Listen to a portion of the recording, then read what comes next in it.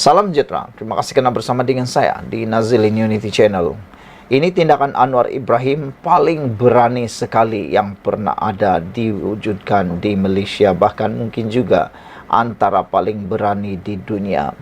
Adakah dengan apa yang Anwar Ibrahim kata dan buat ini membuatkan Anwar Ibrahim akan lebih dicintai dan disukai oleh rakyat Malaysia? Adakah dengan kenyataan terkini Anwar Ibrahim ini akan menjadikan Perikatan Nasional Pembangkang lebih susah lagi untuk bergerak? Kata Anwar Ibrahim, Meta usah jadi bacul, perkakas Zionis, kata Perdana Menteri Anwar Ibrahim. Saudara-saudara sekalian, bukan ramai atau sangat sedikit atau jarang sekali pemimpin Melayu Islam seperti Anwar Ibrahim, bahkan pemimpin di dunia yang sama seperti Anwar Ibrahim jarang sekali kelihatan yang cukup berani mengkritik lantang, terutamanya berkait dengan isu-isu sedunia. Ramai pemimpin yang ambil peluang ataupun ambil pendekatan untuk mendiamkan diri dan membiarkan saja perkara itu berlalu begitu saja. Hari ini apabila Meta menurunkan post Anwar Ibrahim di dalam media sosial, Anwar Ibrahim menyatakan Meta usah jadi bacul atau pengecut, perkakas Zionis, kata Perdana Menteri Anwar Ibrahim. Sejak semalam kecoh apabila beberapa hantaran mengenai pemimpin kanan Hamas Ismail Haniyeh yang dipercayai dibunuh oleh rezim Zionis diturunkan syarikat induk Meta. Bukan sahaja hantaran di Instagram, bahkan Facebook juga. Harapan Daily sendiri mengalami perkara itu beberapa kali, mendapat amaran Meta berkait hantaran Ismail Haniyeh. Tidak terlepas, sosial media milik Perdana Menteri Anwar Ibrahim, Datuk Seri Anwar Ibrahim juga mengalami perkara yang sama. Beberapa video dan gambar di Instagram serta Facebook beliau telah diturunkan. Anwar dalam kenyataan terbarunya pagi ini memberi kenyataan amaran paling tegas terhadap Meta susulan tindakan biadab dan menghina perjuangan rakyat Palestin. Beliau menganggap ia satu penghinaan kepada rakyat Palestin apabila menurunkan hantaran video serta ucapan takziah dan kritikan terhadap pembunuhan almarhum Ismail Haniyeh. Tidak masuk akal apabila hantaran menghormati seorang pejuang yang berusaha memerdekakan tanah airnya daripada kezaliman dan penderitaan dianggap berbahaya, kata Anwar Ibrahim. Peringatan tegas saya terhadap Meta usah jadi bacul dan perkakas rejim Zionis Israel, tegas Anwar Ibrahim lagi dalam satu kenyataan. Anwar menyatakan beberapa tangkap layar menunjukkan posting dibuatnya semalam telah disekat oleh Meta. Kenyataan beliau di Facebook yang mengutuk sekeras-kerasnya pembunuhan pemimpin Hamas antara yang telah diturunkan. Video ucapan takziah yang dibuatnya juga telah diturunkan, malah gambar pertemuannya dengan Ismail pada Mei tahun ini turut hilang. Saudara-saudara sekalian, itulah dia kes yang berlaku sekarang ini apabila Meta usah jadi bacul, perkakas Zionis, kata Perdana Menteri Anwar Ibrahim. Sekian untuk kali ini, jangan lupa tinggalkan komen Anda. Salam sejahtera, terima kasih karena bersama dengan saya di Nazilin Unity Channel. Ini satu lagi pendedahan paling luar biasa berkait dengan kepribadian Anwar Ibrahim. Ada ramai yang tak suka Anwar Ibrahim, tapi ketahuilah, lebih ramai yang menyanjung dan lebih suka kepada Anwar Ibrahim berbanding yang tak suka. Terkini, satu lagi pujian tertinggi diberikan kepada Datuk Seri Anwar Ibrahim, bukan daripada orang biasa tetapi daripada Dr. Maza. Beliau memuji keberanian dan kesungguhan Perdana Menteri dan beliau akui tak ramai orang macam Anwar Ibrahim. Tepat sekali. Baru-baru ini ada seorang profesor, kalau saya tak silap, telah pun menyamakan Wan Faisal Wan Ahmad Kamal kononnya mungkin tidak mustahil menjadi Anwar yang kedua.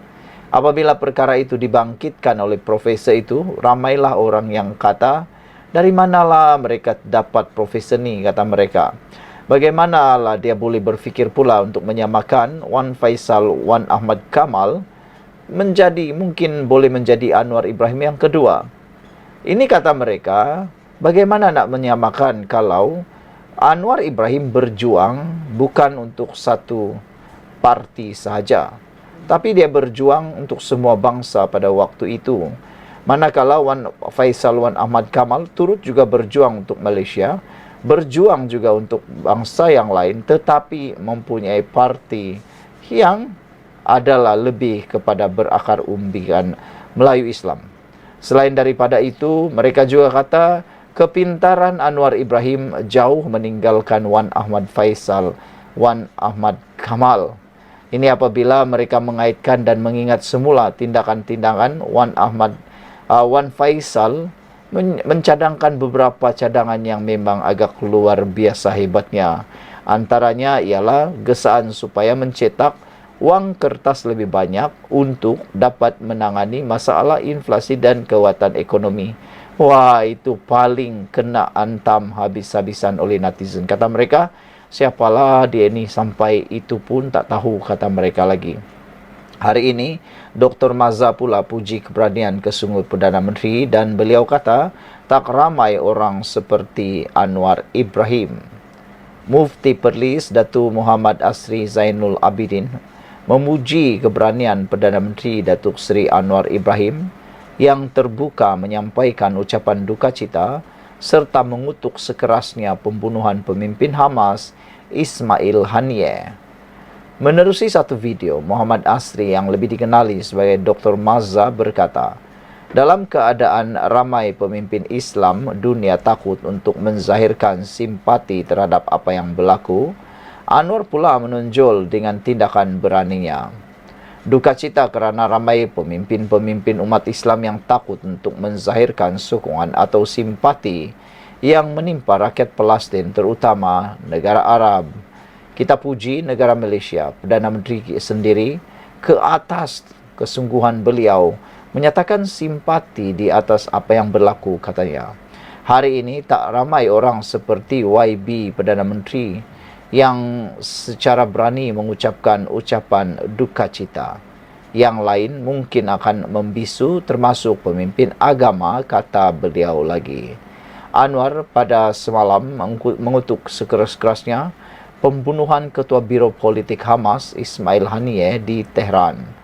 Beliau yang menghubungi pegawai politik Hamas, Dr. Bassem Naim, sempat menyampaikan ucapan takziah dan menyatakan sokongan tidak berbelah bahagi kepada rakyat Palestin. Sementara itu hari ini, Jabatan Kemajuan Islam Malaysia JAKIM akan mengadakan solat jenazah gaib di atas pemergian Ismail Haniyeh yang dibunuh rejim Zionis di 3 masjid utama di bawah kelolaannya selepas solat maghrib pada Khamis.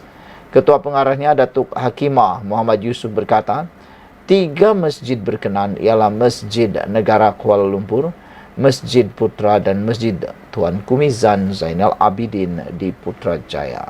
Sekian untuk kali ini. Jangan lupa tinggalkan komen anda, tekan butang subscribe. Bye-bye. Selamat petang, salam sejahtera. Terima kasih kerana bersama dengan saya di Nazilin Unity Channel. Ada netizen kata padan muka Adun Rembia.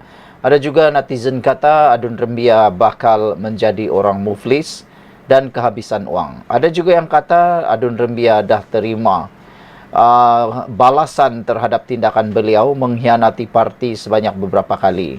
Ada juga yang kata Adun Rembia dah kena hukum karma. Ada juga yang kata lebih baik Adun Rembia letak jawatan saja. Kalau dia tidak mampu bayar 100 juta ringgit ini, dia akan mampu menjadi muflis dan secara tidak langsung akan kehilangan kelayakan menjadi ahli Dewan Undangan Negeri dan YB. Hari ini akhirnya UMNO tuntut pampasan 100 juta ringgit Malaysia dari Adun Rembia. UMNO akan memulakan tindakan undang-undang terhadap Adun Rembia. Muhammad Jailani Khamis bagi menuntut ganti rugi dan pampasan 100 juta ringgit kerana berpaling tadah daripada parti itu. Setiausaha agungnya iaitu Ashraf Wajdi Dusuki berkata, perkara itu dipersetujui dalam mesyuarat Majlis Kerja Tertinggi UMNO semalam. Mesyuarat telah mempertimbangkan dan bersetuju untuk memulakan tindakan undang-undang bagi menuntut ganti rugi dan pampasan sebanyak 100 juta ringgit sebagaimana perjanjian yang dimeterai terhadap wakil rakyat yang telah meninggalkan dan membelakangi pendirian parti, katanya kepada pemberita selepas mesyuarat berkenan di Ibu Pejabat UMNO di Kuala Lumpur. Bulan lalu, Jailani yang digantung selama 6 tahun daripada UMNO berkata dia mengambil keputusan itu selepas Ketua Menteri Melaka Abdul Rauf Yusuf memungkiri janji yang dibuat pada rakyat dalam Manifesto Pilihan Raya 2021. Ashraf turut menunjukkan salinan perjanjian yang ditandatangani Jailani yang menetapkan semua wakil rakyat daripada parti itu mesti melepaskan keahlian mereka sekiranya menentang keputusan parti dan membayar 100 juta ringgit sebagai pampasan. Sementara itu, Ashraf berkata, semua anggota Majlis Kerja Tertinggi UMNO akan ditugaskan untuk menyelaraskan jentera parti di semua daerah mengundi di Nenggiri bermula hari penamaan calon pada 3 Ogos ini. Pada 18 Julai, UMNO mengumumkan Muhammad Azmawi Fikri Abdul Ghani sebagai calon bagi kerusi Dewan Undangan Negeri Nenggiri, manakala Perikatan Nasional melalui Bersatu mempertaruhkan bekas timbalan Ketua Pemuda PAS Gua Musang Muhammad Rizwadi Ismail. Pada itu, Ashraf berkata, UMNO bertekad terus mendukung perjuangan pembebasan Palestin dan bersama Hamas, Fatah serta seluruh rakyat Palestin yang ditindas dirampas hak mereka oleh Zionis Israel. UMNO melalui wakil parti dalam Kerajaan Perpaduan Malaysia akan terus memperjuangkan hak dan menuntut keadilan di pentas antarabangsa agar kekejaman dan sifat kebinatangan Israel dihukum sekeras-kerasnya oleh masyarakat dunia dan negara-negara yang ikhlas cintakan keamanan dan keadilan, katanya. Terdahulu dilaporkan bahawa pemimpin Hamas Ismail Haniyeh dibunuh di kediamannya di Tehran, Iran. Saudara-saudara sekalian, ini adalah kejutan yang luar biasa. Sekian dulu untuk kali ini. Jangan lupa tinggalkan komen anda, tekan butang subscribe. Kita jumpa lagi. Bye-bye. Salam sejahtera. Terima kasih kerana bersama dengan saya di Nazilin Unity Channel. Isu paling hangat malam ini berkait dengan Mangsa Rogol mengaku biasa tidur bersama adun Perikatan Nasional. Wow. Ini satu isu yang paling panas. Apa isinya dan mengapa wanita yang telah pun menjadi Mangsa Rogol ini mengaku pula biasa tidur bersama adun PN dan siapa adun tersebut. Seorang wanita yang dirogol rakan ahli Dewan Undangan Negeri adun Gombak Setia, Muhammad Hilman Idham, turut mengaku biasa tidur bersama wakil rakyat daripada Perikatan Nasional PN itu. Hal itu terbongkar menerusi alasan penghakiman yang menyaksikan Muhammad Zulfahimin Madzir, 40 tahun, dijatuhi hukuman penjara 13 tahun dan 2 sebatan oleh Mahkamah Session Kuala Lumpur. Sehubungan itu, pemerhati politik Najib Bakar bertanyakan sama ada Hilman akan membuat laporan polis berhubung dakwaan wanita berkenan yang telah memberitahu mereka berzina. Dalam perbicaraan, rupanya dapat tahu mangsa ini adalah girlfriend Hilman. Biasa tidur bersama, biasa mabuk bersama. Hari kejadian itu, hari jadi mangsa. Hilman bawa dia celebrate. Bila dah mabuk, ditempahnya bilik hotel dan ditinggalkan mangsa dengan Zulfahimin. Dia bagi je girlfriend. Dia kat kawan sendiri. Sharing is caring quote. Mereka sungguh adun PN ini rupanya, ya, berlinya. Dalam masa sama, Najib menyarankan agar laporan kepada Jabatan Agama Islam berkaitan perlakuan terkutuk itu dibuat. Kalau Hilman tak lapor, kira betul lah kan soal beliau. boleh dah ni buat laporan kepada Jabatan Agama Islam terhadap adun PN ini kerana berzina, tulis Najib lagi. Untuk rekod, orang ramai boleh memuat naik atau memuat turun alasan penghakiman kes rogol yang membabitkan kenalan pemimpin PN berkenan. Menerusi dokumen mahkamah itu, Hilman menjemput wanita berkenan untuk sambutan ulang tahun kelahiran di sebuah restoran di hotel berkenan bersama tertuduh iaitu Zulfahimin dan beberapa lagi rakan lain pada penghujung tahun 2020. Selepas makan malam di restoran itu, mereka beredar ke bilik karaoke, namun melihat keadaan mangsa yang mabuk, tertuduh mencadangkan bilik hotel ditempa untuk menempatkan wanita tersebut. Hilman telah memapah mangsa ke bilik hotel bersama tertuduh dan 3 lagi individu. Namun, mangsa menyedari berada dalam keadaan bogel lalu setelah terjaga pada jam 4.30 pagi 5 Disember tahun 2020 lalu, dia membuat laporan polis berhubung kejadian tersebut. Mahkamah Seksyen Kuala Lumpur akhirnya menjatuhi Muhammad Zulfahimin Mazir 40 tahun dengan hukuman penjara 13 tahun dan 2 sebatan. Bapa kepada 3 anak berkenan didakwa merogol seorang wanita berusia 35 tahun di sebuah bilik hotel di Sri Hartamas pada jam 1 hingga 3 pagi pada 5 Disember 2020. Mangsa rogol mengaku biasa tidur bersama adun PN si Hilman tu dalam keterangan mahkamah.